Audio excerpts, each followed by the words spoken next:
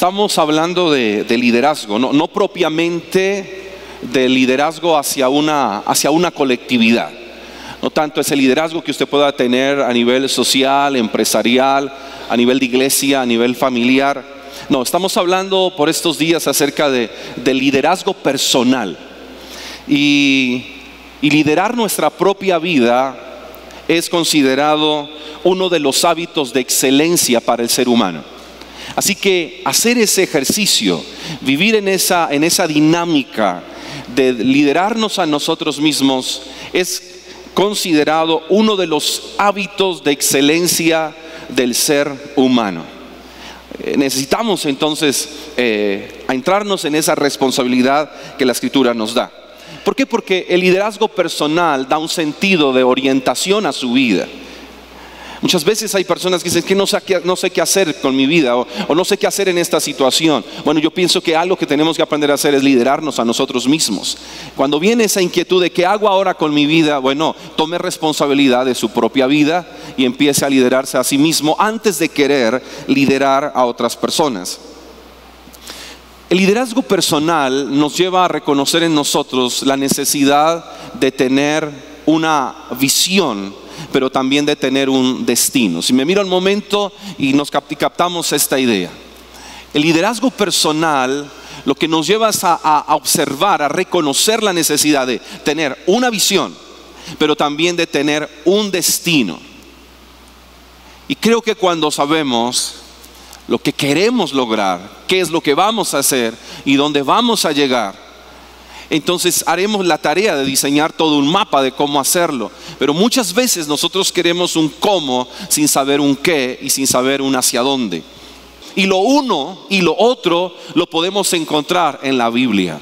Podemos encontrarlo en la Escritura. ¿Por qué? Porque Dios en su palabra nos imparte eso, nos imparte de su visión, pero también a través de su palabra Él nos imparte del destino que tiene trazado para cada uno de nosotros. Ahora, si olvidamos ese punto de partida del cual hablamos hace 15 días, entonces lo que sucede es que nos atascamos. Y cuando nosotros nos sentimos atascados, ese atascamiento generalmente produce en nosotros una desesperanza. Y esa desesperanza nos vuelve en personas tóxicas. ¿Recuerdan? Así que, ¿cómo la palabra nos lleva a nosotros a salir del atascamiento, pero también a soltar aquello que nos hace tan tóxicos en la vida? ¿Por qué? Porque cuando vivimos atascados y tóxicos, realmente se pierde el destino, se pierde la visión. Y eso le sucedió al pueblo que Dios había escogido. Se atascaron y se convirtieron en personas tóxicas. Y quiero que miremos Números capítulo 14, versículo 20 al 23. Hemos venido analizando este capítulo, y después de toda esa terquedad de ellos, después de verse tan congestionados en su propio ser, en sus pensamientos y en su espíritu, ellos perdieron su destino.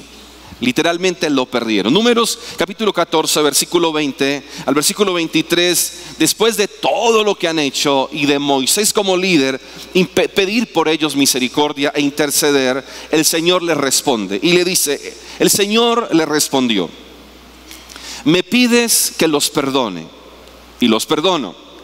Pero juro por mí mismo y por mi gloria que llena toda la tierra, que aunque vieron mi gloria y las maravillas que hice en Egipto y en el desierto, ninguno de los que me desobedecieron y me pusieron a prueba repetidas veces verá jamás la tierra que bajo juramento prometí dar a sus padres.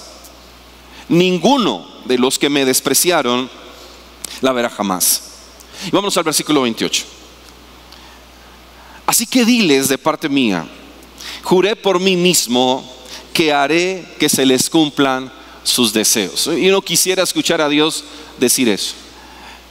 Haré que se cumplan sus deseos.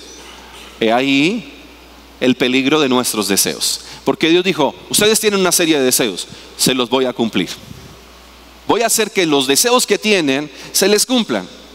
Así que entonces empieza el texto a decir, sí, los cadáveres de todos ustedes quedarán tirados en este desierto. Y ninguno de los censados mayores de 20 años que murmuraron contra mí tomará posesión de la tierra que les prometí. Y ninguno de los que fueron censados mayores de 20 años que murmuraron contra mí tomarán posesión de la tierra que les prometí. Durante 40 años los hijos de ustedes andarán errantes por el desierto, cargarán con esta infidelidad hasta que el último de ustedes caiga muerto en el desierto. La exploración del país dice que duró 40 días, así que ustedes sufrirán 1 año por cada día. 40 años llevarán a cuestas su maldad y sabrán lo que es tenerme por enemigo. Yo soy el Señor y cumpliré al pie de la letra todo lo que anuncié contra esta perversa comunidad que se atrevió a desafiarme. En este desierto perecerán. Dice, morirán aquí mismo. Eso era lo que ellos querían. Eso fue lo que les entregaron. Eso fue lo que les dieron. Sin embargo, en medio de la trágica sentencia, porque es una sentencia divina, en medio de esa trágica sentencia, también Dios les da una ruta. No la ruta que los llevaría a la tierra prometida específicamente, porque recuerden que ellos estarían girando por 40 años en el desierto. Pero les da una ruta y les explica por qué. En el versículo 25 dice, pero regresen mañana al desierto por la ruta del Mar Rojo, puesto que los amalecitas y los cananeos viven en el valle. No se vayan por allí, se irán por el Mar Rojo, tengan en cuenta esto, porque los amalecitas y los cananeos viven en el valle. La sentencia de Dios. ¿Cómo respondió el pueblo a la sentencia de Dios?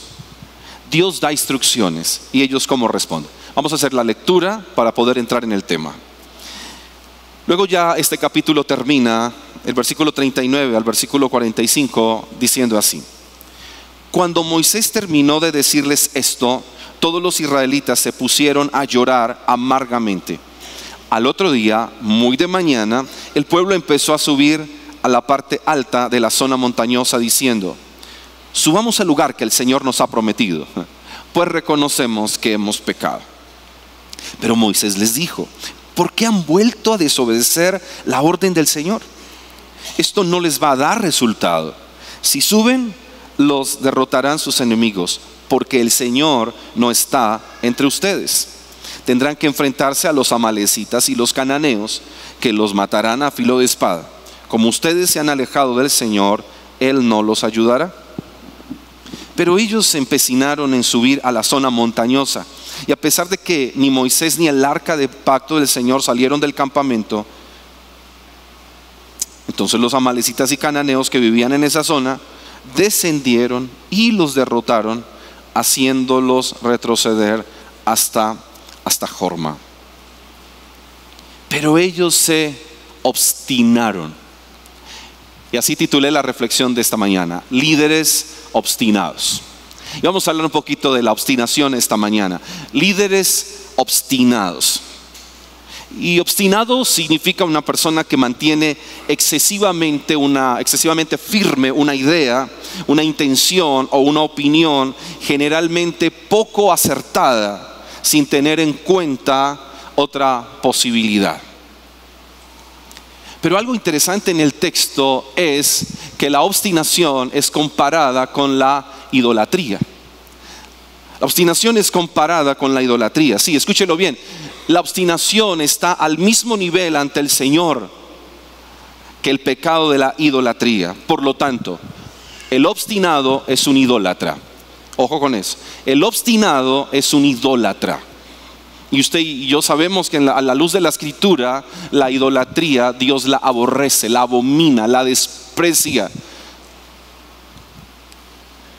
¿Por qué? Porque cuando usted y yo somos obstinados, lo que estamos haciendo es colocando nuestras palabras, nuestros deseos, nuestra percepción, nuestra opinión por encima de la del Señor. Y de alguna manera lo que nos estamos haciendo es elevándonos a los altares del conocimiento. Y hablando de los líderes obstinados, ¿qué hicieron? Ahora, escúchelo bien. La obstinación en nuestras vidas es demasiado camuflada. Es muy camuflada. Y pareciera ser difícil de reconocer. Difícil de reconocer que somos hombres obstinados, que hay mujeres obstinadas, que hay personas que tienen una idea y son tan firmes en sus ideas, en sus intenciones y en sus opiniones, no importa que tan poco acertadas sean, porque no aceptan otra posibilidad, se cierran, no escuchan. No, es mi idea, así veo el mundo, así tiene que ser mi mundo. Y el pueblo de Israel está exactamente en esa actitud. Los líderes obstinados, escucha bien. Y cuando estoy hablando de líderes, recuerde, estoy hablando de usted y de mí. Estamos hablando de personas, no de aquellos que tienen una colectividad a la cual están guiando y llevando a un destino, sino aquellos que tienen vida y tienen responsabilidad sobre su propia vida. Y los líderes obstinados, empezamos en el texto, dice que ellos ignoran el efecto de su pecado en el mundo espiritual. Amados, tengamos en cuenta lo siguiente: este mundo natural se rige por un mundo espiritual. Y ellos ignoraron, como nosotros muchas veces ignoramos el efecto del pecado en el mundo espiritual. Reciben toda una sentencia divina. Dios habló, Dios dijo. Ellos lloraron, ellos amargamente lloraron, se fueron a dormir. Y dice que al otro día, muy de mañana, ahí sí empezaron a subir la parte montañosa. Así que Moisés los ve subir y ellos dicen: vamos a subir como el Señor nos prometió. Y dicen esto: porque hemos reconocido que pecamos. Es así de sencillo. Sí, qué pena con el Señor, qué vergüenza con el Señor, nosotros tan obstinados, tan tercos. Sí, vámonos de aquí, vamos a hacer lo que Dios nos dijo que hicieran. Así de simple para ellos. Así de simple pasar por encima de una sentencia. Era una sentencia, no era una advertencia. Dios los había sentenciado.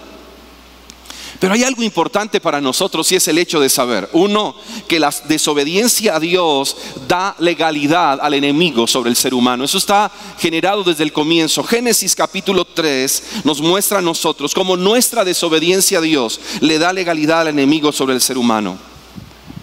Es decir, tendríamos que tomarnos un poco más en serio el asunto del pecado.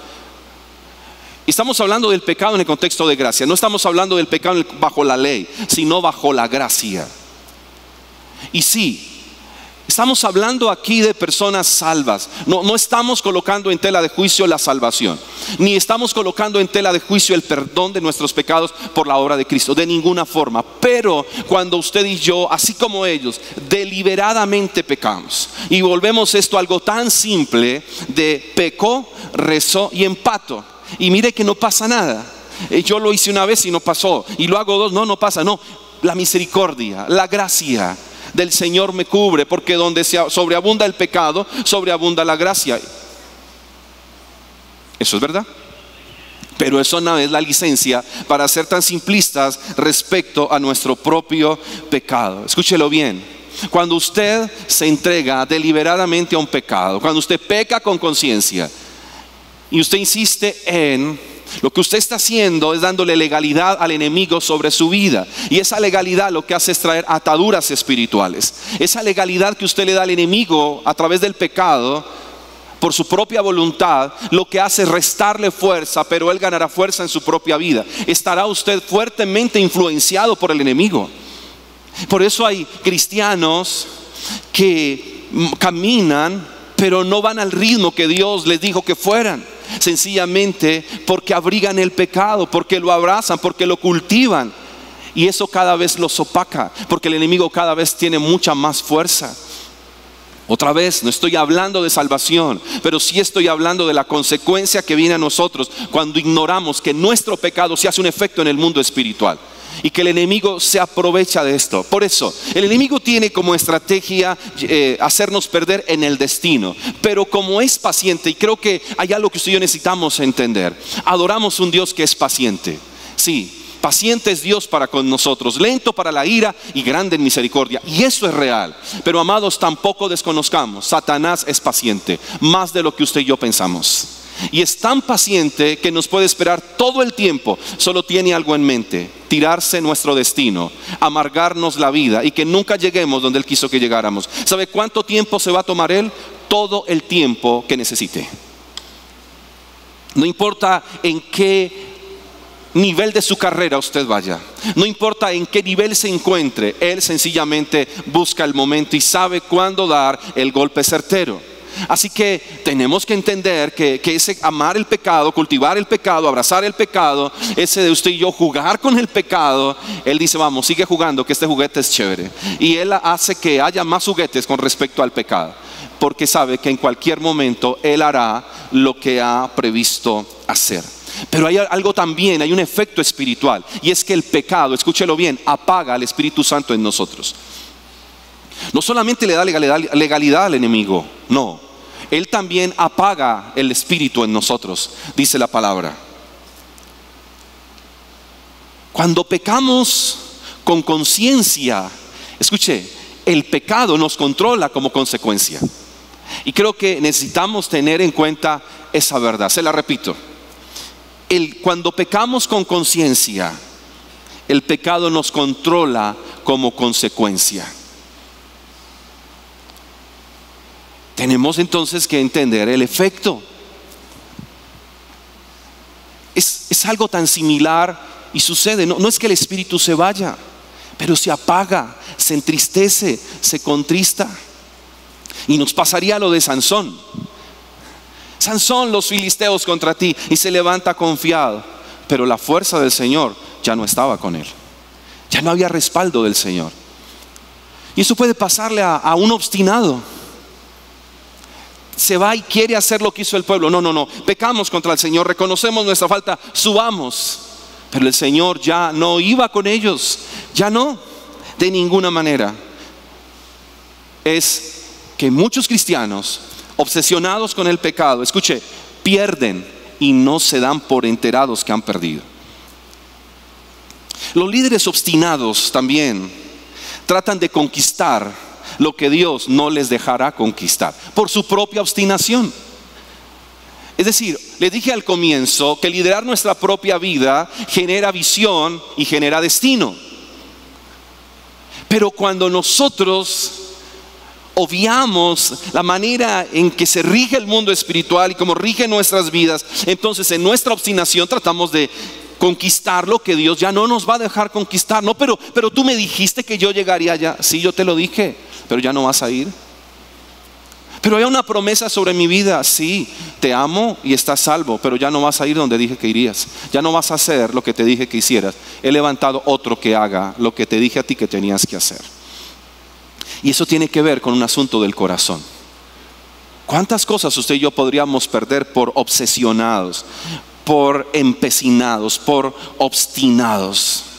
Dicen no cuando el Señor dice sí, y sí cuando el Señor dice no. Y creo que es en la dinámica que entran muchos cristianos. Decir sí, y el Señor dijo, hey, no. Y el Señor dice sí, yo digo no. Y es esa tendencia de todo el tiempo querer llevarle la contraria al Señor. Ayúdeme esta mañana, mire el que está a su lado, dígale: esa actitud tiene consecuencias sobre tu vida. Eso tiene consecuencias. Que Dios diga que sí y que yo diga que no, tiene consecuencias. Que Dios diga que no y que yo le diga que sí, mire, Él sigue siendo Dios. Él sigue siendo Dios. Dios siguió siendo Dios, y ellos siguieron bajo la sentencia que se les había dado. No trate de abrir las puertas que Dios ha cerrado. No intente tumbar lo que Dios ha construido. No intente construir donde Él no está trabajando.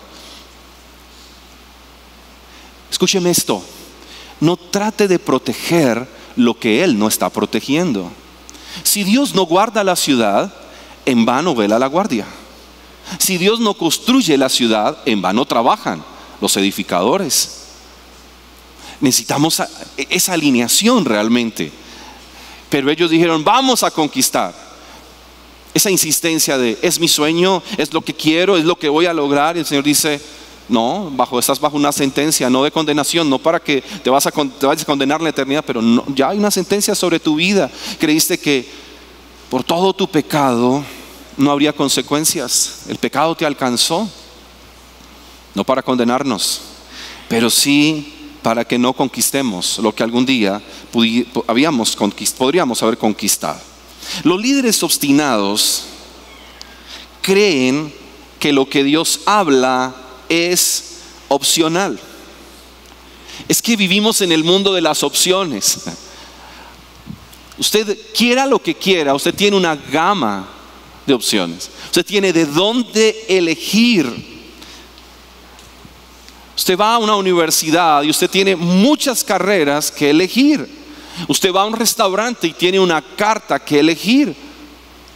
Esos días nos invitaron a un restaurante pequeño, muy bello, muy cómodo, y me asombró fue todo lo que vendían en un establecimiento tan pequeño. Eran demasiadas cosas. Cuando llegué al final, yo no sabía qué había elegido. Me tocó volver a empezar y me costó hacer un pedido. Y decía, ahí creemos que así es la vida, que la vida aparece fuera de la carta. Hey, pide lo que quieras y tómate el tiempo. Y creemos que en el Evangelio es igual.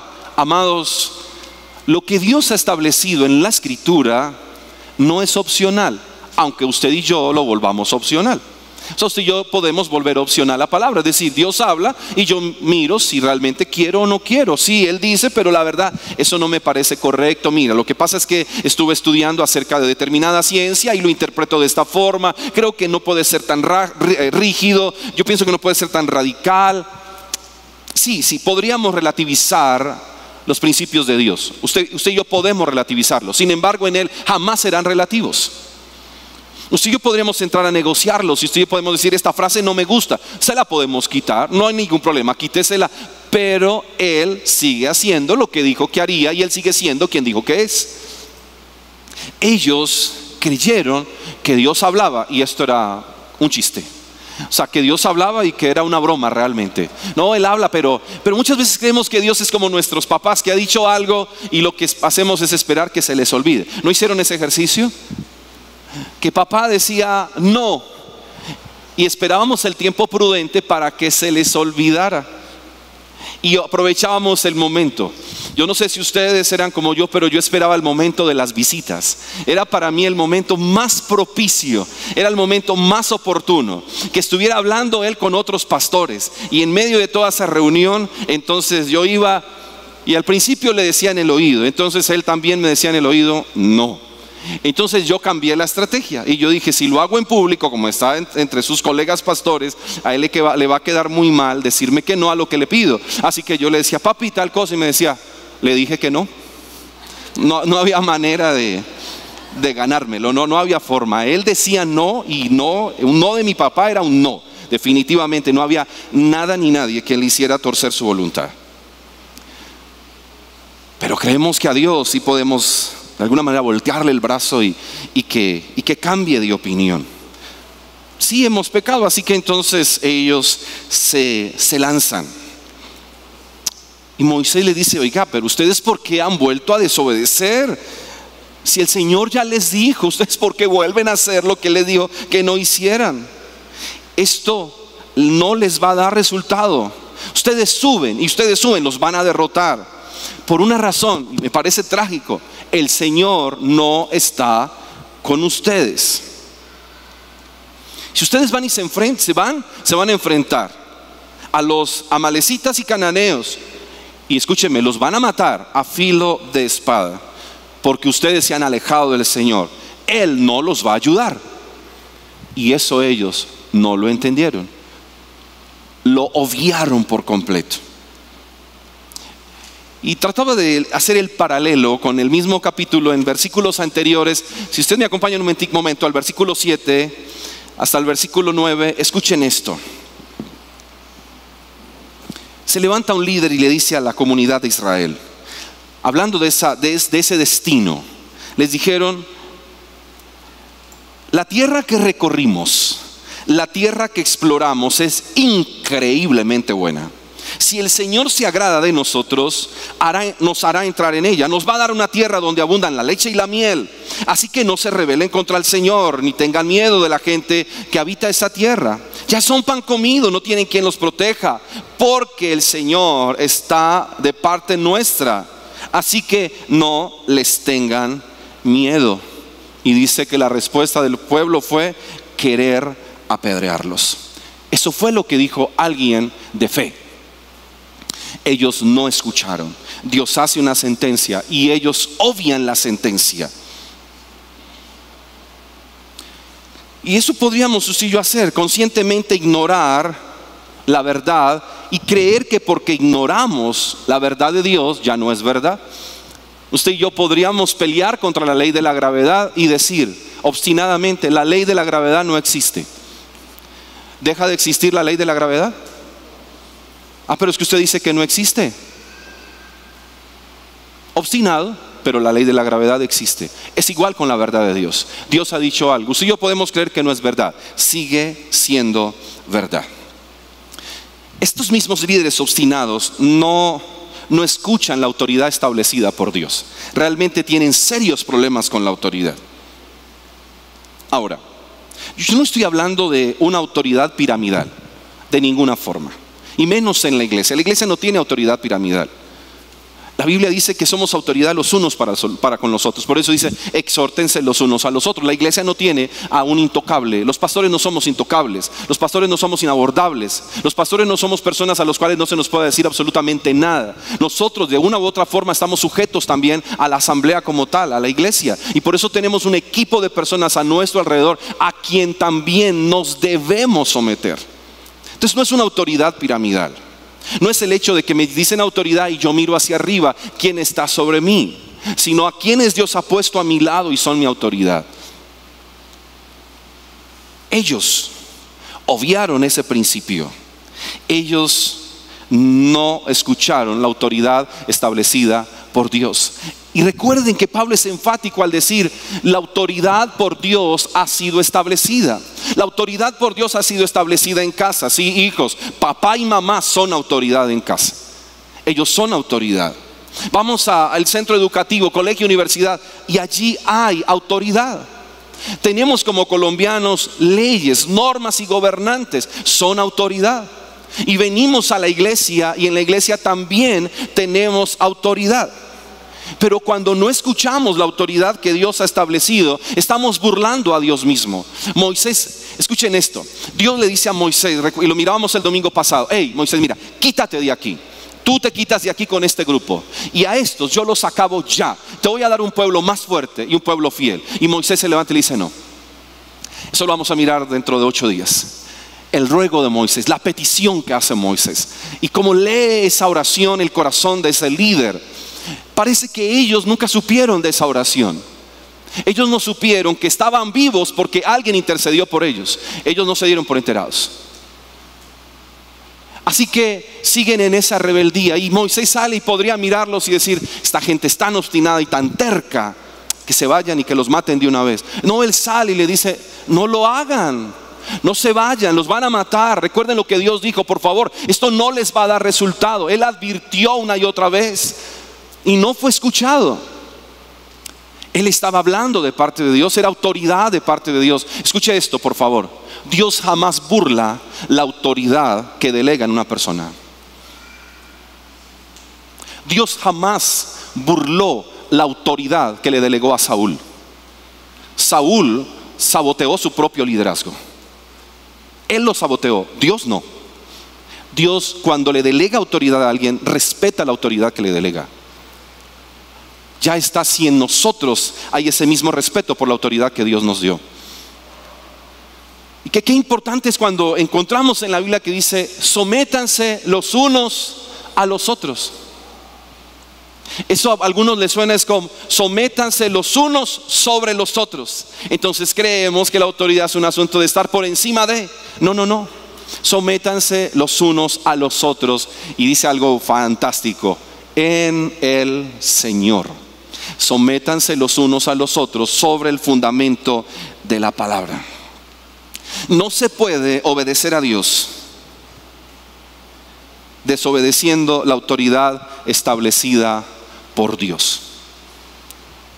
Se escucha personas, aún cristianos, que dicen: mire, la verdad, mi autoridad es el Señor. ¿Los has escuchado? Mi autoridad es el Señor. Yo no necesito ninguna autoridad terrenal. Mi autoridad es el Padre. Y luego no dice Él que Él puso autoridades en la tierra. Eso se llama religiosidad y falsa humildad. Ninguno de nosotros como cristianos puede decir: mi única autoridad es Dios. Porque cuando yo estoy diciendo mi única autoridad es Dios, lo que estoy diciendo es su autoridad, perdónenme la grosería, pero su autoridad me vale huevo, no vale nada. Y eso es soberbia, altivez del corazón. Porque la autoridad Dios la estableció, pero no queremos por nuestra propia obstinación, porque somos tan idólatras, tan ególatras. Porque ¿cómo voy a permitir que alguien venga y me diga qué hago con mi vida? Yo sé qué hago con mi vida. Oye, pero mira, si te subes allá te vas a caer. Dicen algunos: pues deje, yo me caigo. Es problema mío. Déjeme, yo pierdo, que si me pierdo soy yo. No me preocupe. Y podría sonar como: wow, es que quiero una vida en la que de alguna manera se vuelve esto toda una aventura y aprendo. Aprender de nuestros propios errores es sabio, pero aprender de los errores de otros es ser doblemente sabio. No tengo que meter la mano al fuego para darme cuenta que me quema. Podría ver a alguien con sus cicatrices y decir: sí, es verdad, eso quema. Pero cuando no se escucha la autoridad establecida por Dios, cuando no, y de alguna manera hay un ejercicio muy interno, es: yo tengo que demostrarle que no es mi autoridad. Yo tengo que demostrarle que yo no voy a hacer lo que Él diga. Y eso se llama rebeldía pasiva. Eso es rebeldía pasiva. Es igual de pecado, es igual de idolatría. Dios escudriña el corazón. Yo sé cómo salirme con la mía. Es idolatría, es pecado. Dios lo sigue viendo. Y lo que estamos es otra vez, amados, a donde quiero que lleguemos es: wow, tengamos precaución acerca del destino que se nos trazó. Podemos perder nuestro destino, no la salvación, pero sí el destino al cual Dios quería aquí en la tierra que usted y yo pudiésemos usar. Y de hecho, parte del galardón eterno también está en juego. No la salvación, pero sí los galardones. Quien no escucha la autoridad establecida por Dios genera división. Moisés no fue y ellos se fueron. Era un pueblo que salió, juntos salieron de Egipto y juntos llegarían al destino. No, la obstinación no lo permitió. Moisés se queda, y seguro se queda Aarón, seguro se queda Caleb, seguro se queda Josué, y con ellos todas sus familias. Pero el resto del pueblo se fueron. Acaban de ver la muerte de 10 hombres que por tóxicos y atascados y por obstinados se murieron. Y alguien les dice: hey, no vayan, no importa, Moisés, tú te quedas con estos, nosotros nos vamos por esta ruta. Eso es división. ¿Por qué? Porque se generaron dos visiones. El pueblo obstinadamente generó una visión. Moisés tenía otra visión. Son dos visiones. Y cuando hay dos visiones se genera una división. Y ahí esas personas que de alguna manera gustan y disfrutan de armar bandos. No sé si conoce personas que les gusta estar armando los bandos, el bando contrario. Y cómo disfrutan eso de los de aquí, los de la, vamos a decir izquierda y derecha para no meternos en problema. Vamos a decir los rojos y los azules. Eso suena igual. No es política, los de izquierda y los de derecha. ¿Cómo gustamos de tener a quien estarle tirando piedra? ¿Y cómo gusta que nos tiren piedra para tirar una más fuerte todavía? Y hay personas que gustan de esa vida, estar todo el tiempo tirando y esperando cuando tiran a ver si la esquivan, pero la próxima la tiro mejor. ¿Qué dijeron? ¿Sabe qué dijeron de mí? Y entonces cuando sabemos que dijeron, ahora vamos y respondemos. Eso divide, eso daña, eso pervierte. Los líderes obstinados no hacen conciencia de la presencia de Dios. Y yo creo que esto es bien delicado. Los líderes obstinados no hacen conciencia de la presencia de Dios. Moisés les dijo, hey, Dios no irá con ustedes, Dios no les va a ayudar. El arca del pacto, que era la presencia de Dios ahí en ellos manifiesta, no iría con ellos. Escúchenme, y eso no les importó. Moisés le dice, hey, la presencia de Dios no va con ustedes. No, nosotros ya pedimos perdón. No, ya pecamos, ya rezamos, ya empatamos. Y Moisés dice, pero el arca del pacto no va con ustedes. No importa, porque un líder obstinado realmente no hace conciencia de la presencia de Dios. No hace conciencia de que está parado delante de Dios. Y yo quiero aquí aclarar o explicar la diferencia que hay entre la omnipresencia de Dios y la presencia manifiesta de Dios.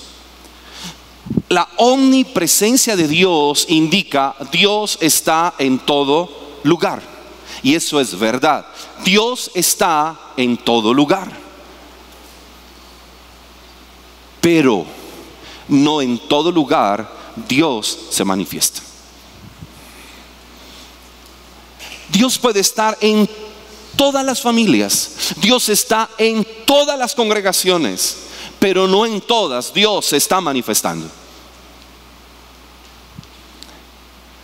No, Dios está aquí, sí, Dios está aquí, qué glorioso es. Él lo prometió donde están dos o tres y lo cumple. Él está ahí, pero no se manifiesta. Porque hay toda una obstinación, porque no hay conciencia de su presencia. Amados, cuando la presencia manifiesta está, se siente y se percibe. No solo la creo, yo la siento.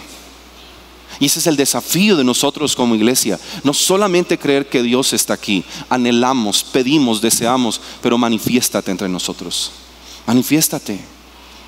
Con palabra, con revelación, con sanidad, con libertad, con restauración, con conversión. Conciencia de que se manifieste en nuestras vidas. Pero hay cristianos que ni son conscientes de que es omnipresente ni que su presencia se manifiesta. Escuché alguna vez a algún predicador decir que en algunos cristianos el Espíritu Santo les pudiera ser quitado y nunca notarían la diferencia. Oye, te quitaron el Espíritu Santo. Ay, yo lo tenía. Ni sabían que lo tenían, porque nunca lo experimentaron. No tuvieron un encuentro con el Espíritu Santo de Dios que transforma. Quienes viven en una profunda comunión con el Espíritu, escuche, saben qué es contristar al Espíritu. Saben qué es lastimar el corazón del Espíritu Santo. Sabemos. Cuando tomamos la ruta equivocada, lo escuchamos decir, vas por el camino equivocado, tomaste la ruta equivocada. Pero ¿cuántos cristianos jamás han escuchado la voz del Espíritu? Jamás se han dispuesto a vivir en comunión con el Espíritu de Dios. No hacen conciencia de la presencia de Dios en sus vidas. La obstinación tiene resultados. Este pueblo se obstinó tanto. Dice, los hirieron, los derrotaron y los hicieron retroceder. Es decir, ese pueblo que no hizo conciencia de la presencia de Dios por obstinados. Es que note que es una obstinación hacia Dios, que no escucharon la autoridad establecida por Dios, obstinados contra Moisés, que creen que lo que Dios habla es opcional, obstinados con su propia verdad, que intentan conquistar lo que Dios no les dejará conquistar, obstinados con sus planes personales. Ignoraron el efecto del pecado en el mundo espiritual, obsesionados con su propio pecado. Ellos tuvieron unas consecuencias. Fueron heridos, vencidos, retrocedieron, los apabullaron, los arrinconaron, los humillaron. Y creo que frente a tantas heridas que podamos tener en la vida, o tantas derrotas y tantos retrocesos, deberíamos revisar. No porque esta sea la razón, pero podría ser una razón. ¿Será acaso que es el resultado de nuestra obstinación al pecado? Yo creo que como cristianos necesitamos hacernos esa pregunta. Cuando de repente todo sale mal, tendríamos que parar un momento. Y cuando pareciera que todo se cerró delante de nosotros, yo creo que necesitamos la humildad para ir a decirle al Señor: Señor, ¿esto responde a mi obstinación? ¿Esto responde al orgullo de mi corazón? ¿Esto responde a mi idolatría? No corro como debería correr, no fluyo como debería fluir, no vivo en la libertad a la cual fui llamado. Deberíamos preguntarnos: Señor, ¿acaso es por mi obstinación? ¿Soy tan obstinado y no quiero reconocerlo? ¿Soy tan terco? Sencillamente tengo una idea, tengo una opinión, tengo un criterio y no me voy a doblar porque no quiero tener que decirle a otro: tú tienes la razón. Esa actitud no llevará a ningún lado. ¿Por qué? Porque, escuche esto, la obstinación confunde. La obstinación estanca. Bueno, ¿y qué produce la obstinación? Sí, la obstinación confunde. La obstinación estanca. La obstinación divide. La obstinación desenfoca por completo. Tanta confusión que había en este pueblo por obstinados. Necesitaríamos mirar nuestras familias, tanta confusión que hay en nuestras familias. ¿Acaso somos obstinados en algo en lo que Dios no nos llamó a vivir, ni ser, ni hacer? Ese estancamiento, ¿por qué no revisar nuestro estancamiento y decir: este estancamiento es el fruto de mi propia obstinación? Sí, porque la obstinación también divide, separa. La obstinación desenfoca, es decir, nos hace perder del destino y nos roba la visión de Dios para nuestras vidas. Lo bello en el Evangelio es que en Cristo Dios quiere darnos claridad. Y quiero terminar aquí. Présteme atención, por favor. Dios quiere darle claridad a su vida. No es la voluntad de Dios que usted viva en confusión, porque el Espíritu de Dios no es para confusión. Dios quiere que usted y yo tengamos claridad respecto a nuestra visión y a nuestro destino, y también a nuestra ruta. Ese es el plan del Señor. Dios quiere traer claridad y quitar la confusión. Dios quiere llevarle a usted por una ruta correcta. Si Él quiere darle un mapa para su vida, y el mapa está aquí. Esta es la ruta, aquí hay un mapa. No podemos amar el destino si no abrazamos la ruta. No podemos pretender llegar al destino si no llevamos con nosotros el mapa. Dios quiere entonces que usted y yo la llevemos con nosotros. Dios quiere alinearnos con su voluntad. Esa es la propuesta del Evangelio. ¿Y ahora qué? Bueno, Dios quiere darle claridad en medio de toda su confusión. Dios quiere llevarlo por una ruta correcta en medio de su obstinación y su estancamiento. Dios desea alinearlo con su voluntad en medio de ese corazón obstinado, terco y endurecido. Dios quiere decirle: mira, tu voluntad por naturaleza es terca, es obstinada, es caprichosa. La voluntad de Leonidas es igual a la mía, terca, obstinada y caprichosa. Pero la voluntad de Dios es buena, agradable y perfecta. Así que lo que Él quiere es exactamente eso, que nos podamos alinear con su voluntad. Porque Dios quiere darnos una visión, Dios quiere darnos un enfoque, Dios quiere darle a usted como a mí un destino eterno. Pero no solamente un destino en la eternidad, sino que usted empiece a disfrutar la eternidad aquí y ahora. Es decir, ahora mismo Dios quiere que usted pueda llevar una vida no de obstinación, sino de todo lo contrario. donde hay un corazón dócil y flexible, Dios a través de su palabra nos muestra un camino mejor. Y eso fue lo que Él quiso hacer en este pueblo. Quiso mostrarles un camino mejor. Ellos tercamente se obstinaron y creyeron podrían tener su propio camino y se perdieron del camino. Nuestro deseo es que disfrutes ser parte de la iglesia y hacer de tu caminar con Jesús toda una aventura de fe. Queremos acompañarte en procesos de discipulado, consejería y que te involucres en un grupo de conexión. Aprenderás principios bíblicos para vivir una mejor vida, un mejor matrimonio y una nueva y fresca comunión con Dios. Encuentra personas como tú que quieren cada día profundizar en su relación con Jesús. Solo déjanos tus datos en el punto I para que pronto podamos contactarte.